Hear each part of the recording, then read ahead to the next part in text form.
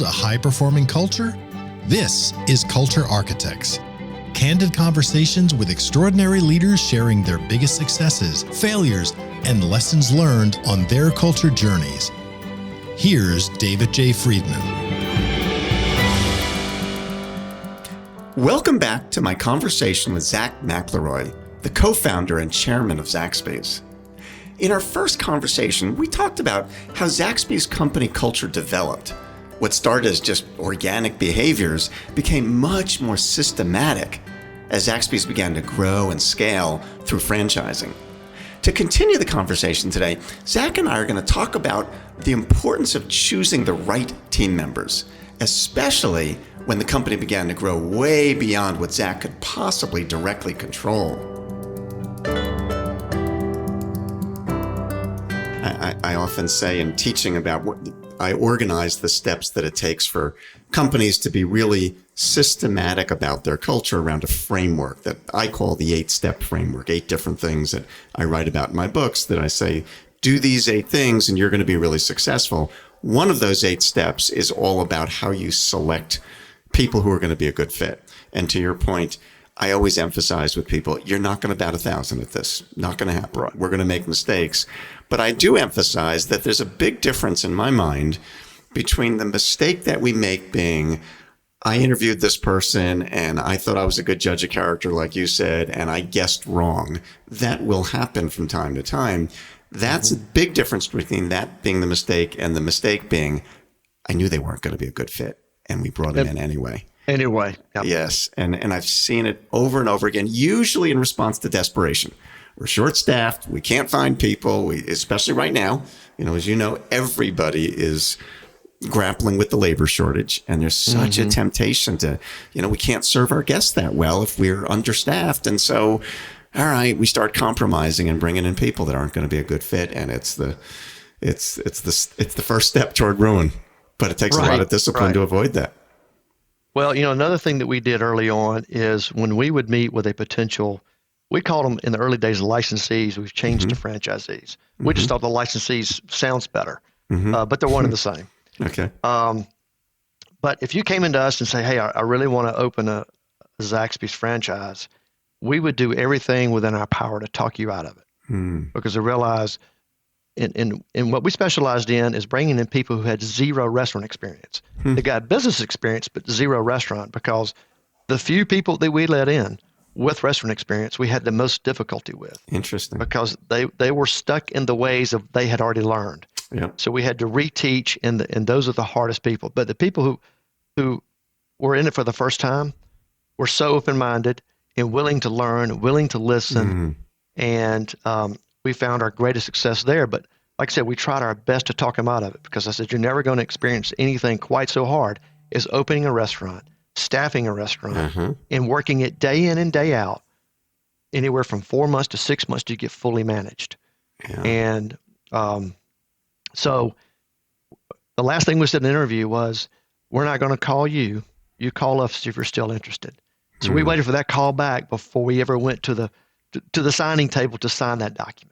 That's interesting. Yeah, it reminds me a bit of the stories of Zappos. And you've heard that they had a process at Zappos where, I won't quote this exactly right, but the essence of it is correct, where when they were hiring somebody new, they would, in the first, 30 days or whatever it was, they would offer them a bonus to leave. And it was a similar kind of concept to say, right, okay, if you're willing to take the money to leave, then you're not that committed. If you're willing to forego a bonus, I'll give you a couple $1,000s to quit. If somebody's going to say, no, I'm not quitting, you kidding me? This is a great job. Then you're that much more committed. Right. And so it's a little bit like a takeaway, and it's an interesting concept. That I've only heard done by them, but it's really a way of showing a level of commitment. And it's essentially, conceptually, the same thing you were doing by saying, hey, we're not going to call you. You call us if you're serious about this. Right. Yep. I had also heard, on this whole theme of the rigor around making sure that the people we hire are going to be a good fit for us. if I go back to Chick-fil-A, I was talking to a woman who worked in HR for Chick-fil-A, and she had told me that one of the things they were particularly rigorous about is this issue of only bringing in the right fit, and that they would leave a job open for a long time. If they can't find the right person, they would rather leave the job open. Okay, so we're just going to struggle and we'll do the best we can, but we're not going to bring people in that we don't think, at least, are going to be a good fit. Granted, again, we're not going to guess right all the time, but we're not going to make the mistake of bringing in somebody who we don't think is going to be a good fit. Right. And the one thing they also focus on is having a very extensive long-term training program. Mm-hmm. You're going to work there and manage it for a long time to make sure that you have the credentials you need to become one of their franchisees. Yeah. Ours is much shorter. Mm-hmm. Ours typically in the early days, like I said, those guys would come in and probably work 90 days side by side with me in the store. Mm-hmm. And I think that was one of the catalysts for our early success, is the fact they were so prepared to operate their store. They didn't just come in and sign a document and read a manual. Mm-hmm. They physically worked, and they understood just how much dedication it took and how long the days were, and how difficult it can be. They had experienced every possible issue you could experience during that period of time, so they were ready. They were ready to go to battle in this industry, because it's a battle every day. Because you earn your stripes every day. And I've always told our team members and our franchisees, you're only as good as your last visit. Yeah. It can be perfect 9 times, but you screw up on the 10th time, it's going to be a while. You may lose that customer, or it may take a while for them to come back. Yes. So every day we've got to be great. We don't have any alternatives. You can't come back and order a steak or a burger. It's Zaxby's chicken. Yeah. And it's the same with the service. You can have 9 great experiences, but the day you accidentally treat the customer inappropriately or say something wrong, then you lose them for a while, or you may lose them forever. So it's very delicate, especially when it comes to people. That's the most delicate part. People will forgive you sometimes if the food is overcooked or undercooked, but they don't typically forgive you when you treat them bad. Yeah.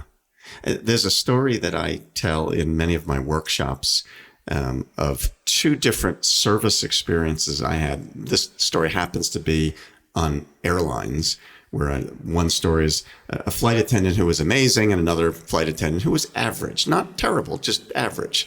And I tell the stories of the things that the amazing person did and the average person did.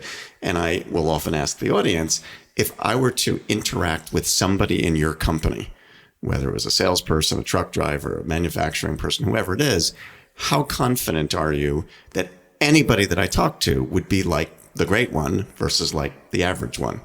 And it gets them thinking about, is it just luck that sometimes you walk into a store, a restaurant, a place of business, and sometimes you get a good experience and sometimes you don't? And is that luck, or do we have a way of doing business that, as a systematic way of doing business, we ensure that as close to 100% of the time as possible, we know people are going to get a certain experience, because that's the way we do it. It's not subject to, oh, I got lucky and I happen to hire a nice person. And some get it and some don't. And my observation is, in most organizations, they don't teach people how to do these things. They just hire people and hope that they'll figure it out, versus saying, when a guest comes in the door, this is the way we do things at Zaxby's. This is the way it's going to be. And that level of intentionality is what separates you. You have to be intentional. That's right. Yeah. You can't leave it to luck and hope. Yes. Both of those are not strategies. You have to be very intentional. So I'm curious about, as focused as you have always been on culture and on people, are there any particular metrics that you use to look at the success of a particular location, not just in terms of the financial impact? So obviously there are metrics you're looking at all the time about, sales, et cetera. How did you measure or know, or did you have a way of measuring or knowing, are we living to our culture? Well, we would have various awards. I told you about our convention that we would have at the end of every year. And that convention was to celebrate a success and to our accomplishments and give out awards. And we produced awards around culture and around, minimal turnover. And in our industry, it's turnover is pretty rampant. It's 100% a year to 150%. So you're always hiring and retraining new people because it's a revolving door. So it is extremely hard to manage.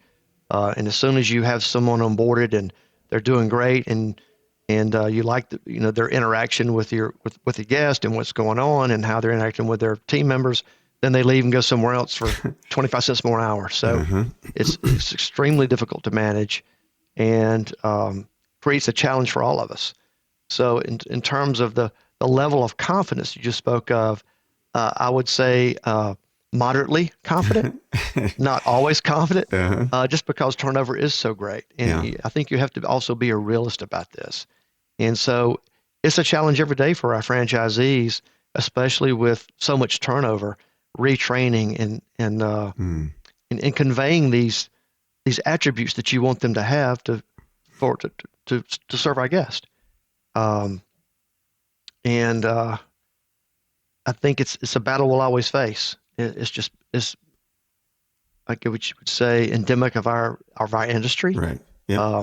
It's always going to be there, and in those businesses who can break through that, and I can name two to think about it, is Chick-fil-A and Starbucks. They do it better than anybody, and we all aspire to do what they've done. And it's almost like they found some magic and they've harnessed this magic that we're all looking for. But I think it all comes down to also our intent is to do the right thing, and our franchisees' intent is to do the right thing. And like I said, they're just like me, just like Tony. We want to treat people right, give them a great experience, let them know they're cared for, and especially our team members, and hopefully that gets conveyed to the patrons who come into our stores. So let's fast forward. You've been building this great franchise. You've got, how many stores did you say? 900 stores? 925. 925 stores around the country. In how many different states? 17 states. In 17 states.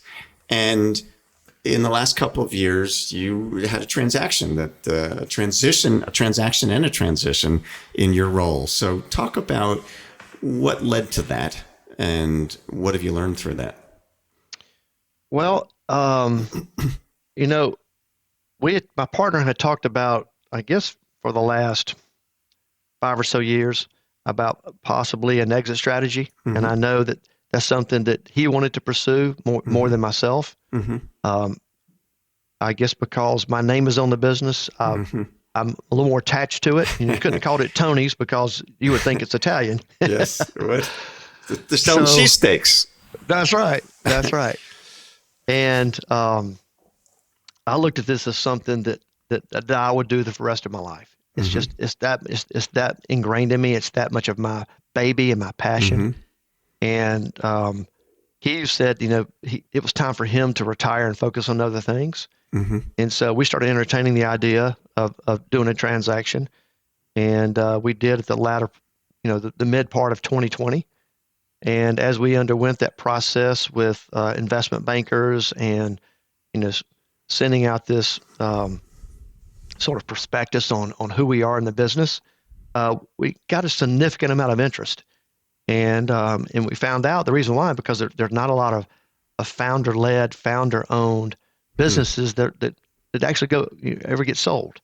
So for that reason, we looked at it and thought that this will be a good opportunity. This will be a good way for my partner to exit, and a good way for me to stay engaged in the business with a new partner who really wants to take the brand to the next level and really do some exponential growth geographically as well as from an AUV standpoint.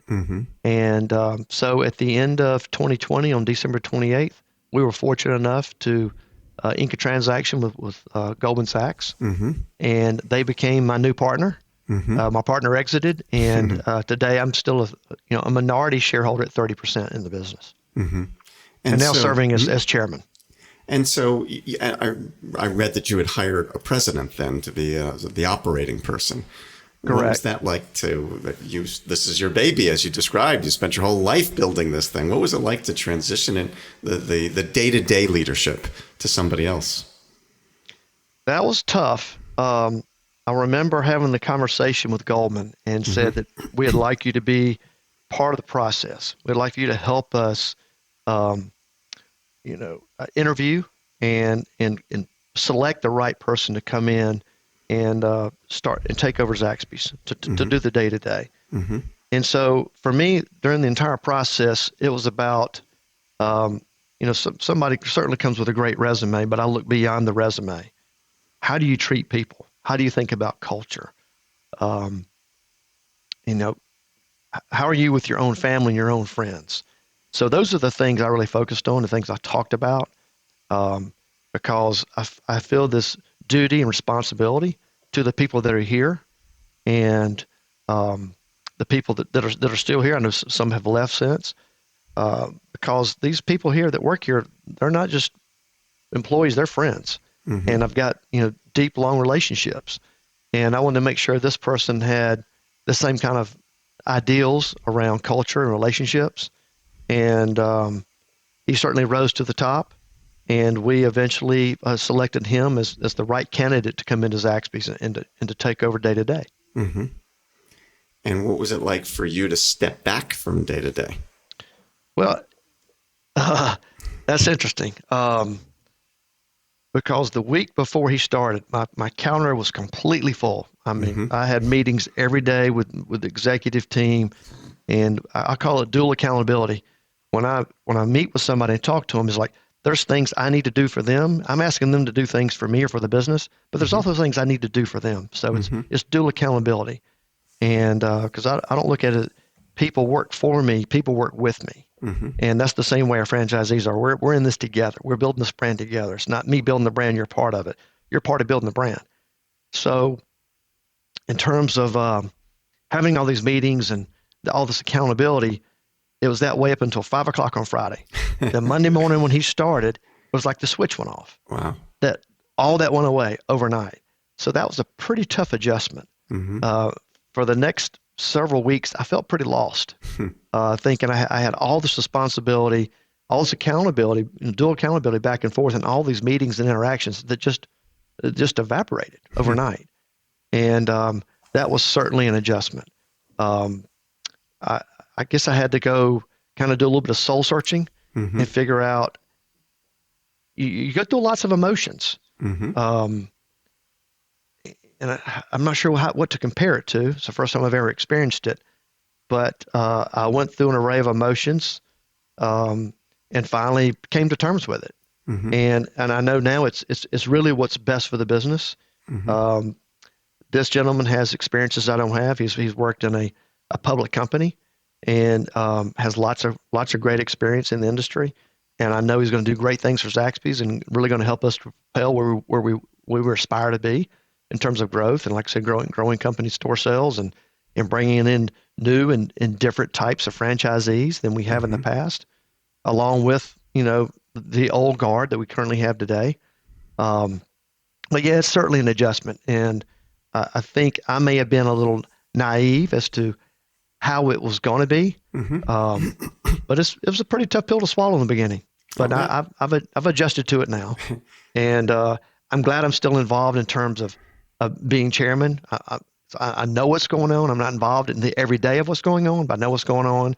Still get to contribute. Still working with a few departments in the business. Predominantly the R&D. I work with research and development on new products, and still have some influence over what our guests see today. The building they walk into, the dining experience, the drive-through experience. I get to be a part of that. Which those are my two main passions. Really, it's the menu, it's the building, it's the marketing, and that's where my passion relies around the business. And they still include me in that, and I get a voice and get to be a part of that. So that's good. They haven't kicked you to the curb entirely. No, they have not entirely. And so, what is 5 years from now, 10 years from now, under Goldman Sachs? What's the goal for Zaxby's? What does success look like if this were 5 years from now? Yeah, they have some very aggressive growth plans, and I think they certainly can be achieved.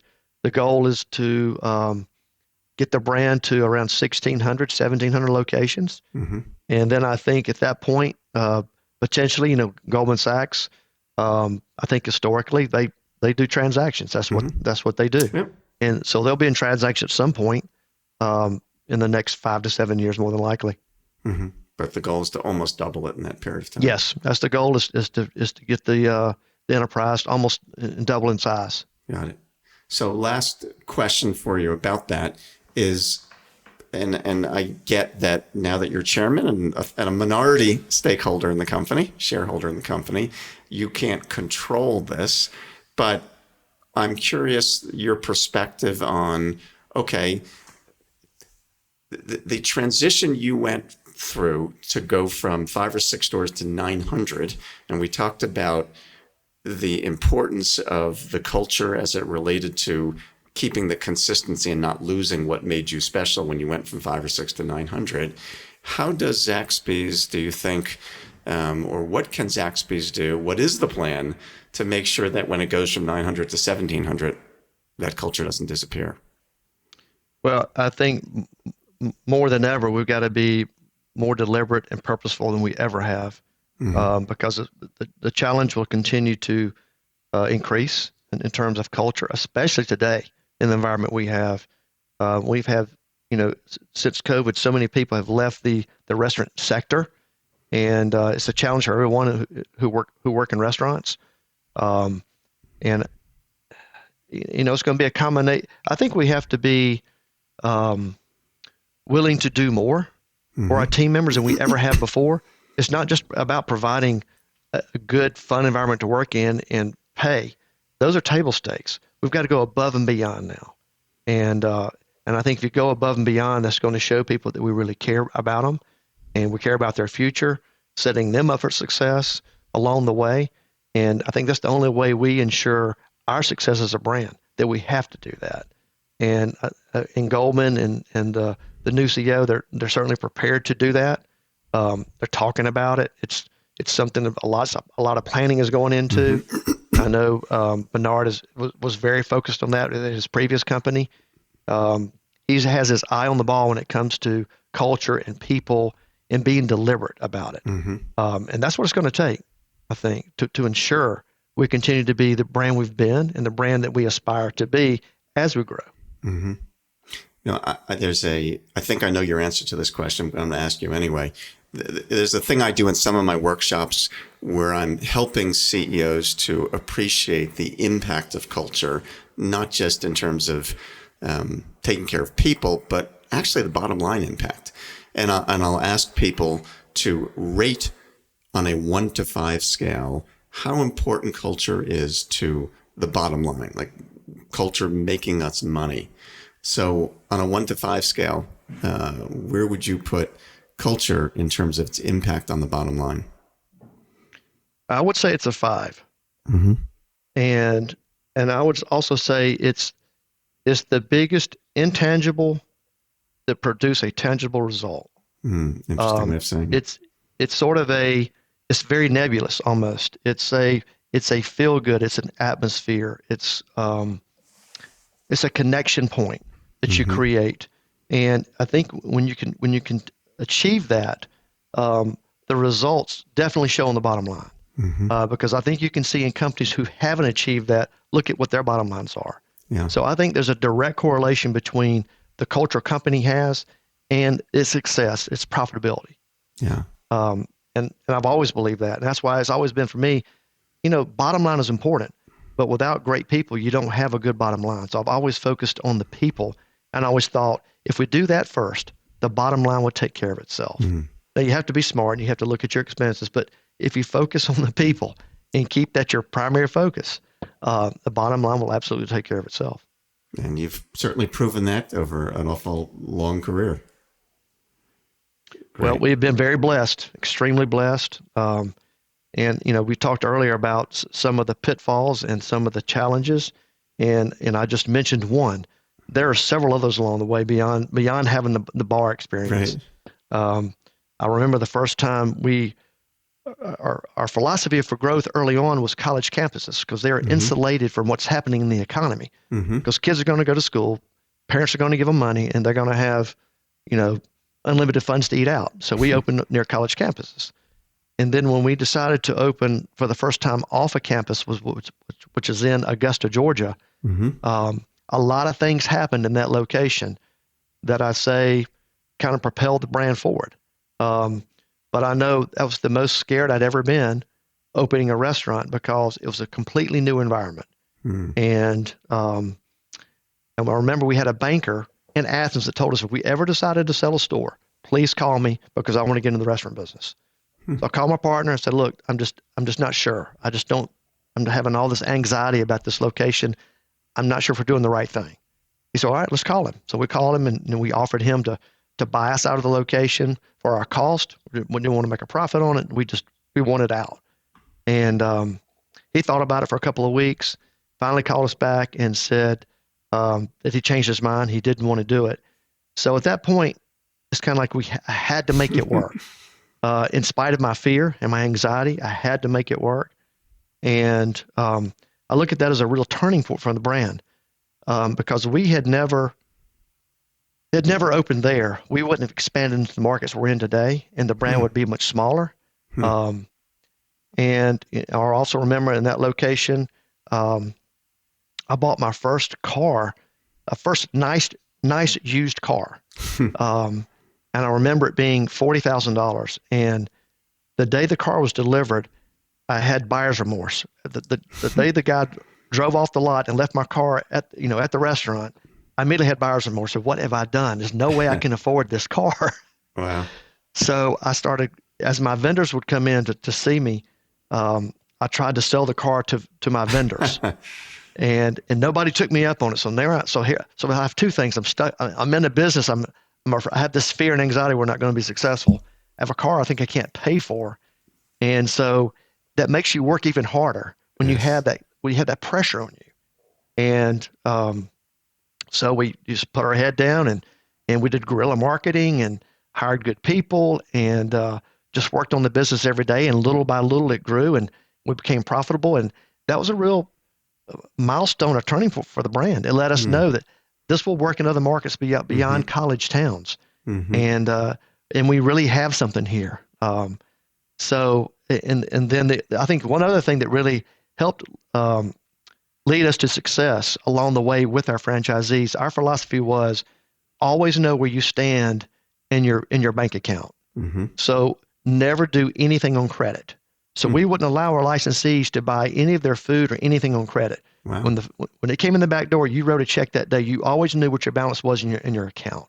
So you never had a negative balance, right? You never overextended yourself. So I think part of that philosophy of growth as we expanded our restaurants and making sure you always paid your bills and always knew where you stood in your checking account really helped us to not have any early closures. And over the years, I mean, we've had minimal closures and, like I said, minimal licensees that have exited, just because we have been so blessed with growth and great sales and great people. Yeah. And, what I hear in all of that, Zach, is still, it comes back to intentionality. And right. You have been very purposeful. Yes, you've been blessed.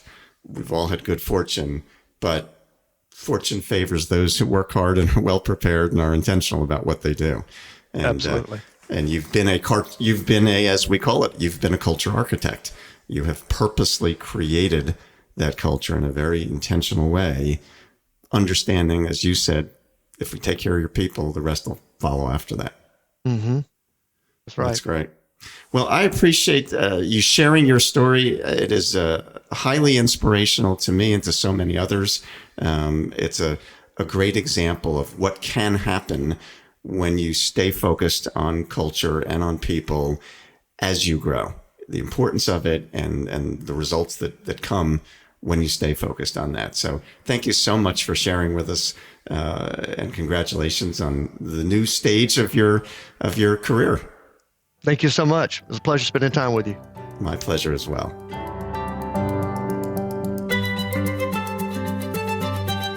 And that's it for this episode of Culture Architects with my fellow culture architect, Zach McLeroy. If you're enjoying the show, make sure you take a second to subscribe so that way you automatically get my new shows as soon as they drop. Also, if you have a minute, I'd love it if you left us a review so more folks like you can discover the show. I'll see you next time on Culture Architects. This has been Culture Architects with David J. Friedman. Join us next time for more insights and wisdom from great leaders in all walks of life. To book David for your next event or to learn more about his writing, speaking, or consulting, go to davidjfriedman.com. Culture Architects with David J. Friedman is a production of CultureWise.